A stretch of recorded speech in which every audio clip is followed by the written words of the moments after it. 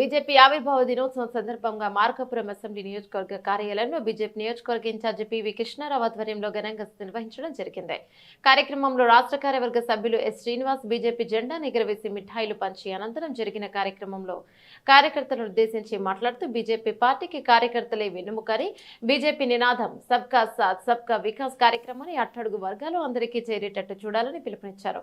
కార్యక్రమంలో co convener Devi Shetty Chandrasekhar, పట్టణ అధ్యక్షులు పాదర్తి ఆంజనేయులు, శాతరాజుపల్లి ప్రవీణ్, రాజా, శ్రీకాంత్, డాక్టర్ కిరణ్, జి సతీష్, రామకృష్ణ, కరీం, వెంకటేశ్వర, రంగారావు, స్థానికొమ్మ వెంకటేశ్వర రెడ్డి, శివప్రసాద్, రంగారావు, భవానీ, కొప్పరపు, అమర్నాథ్ తదితరులు పాల్గొన్నారు.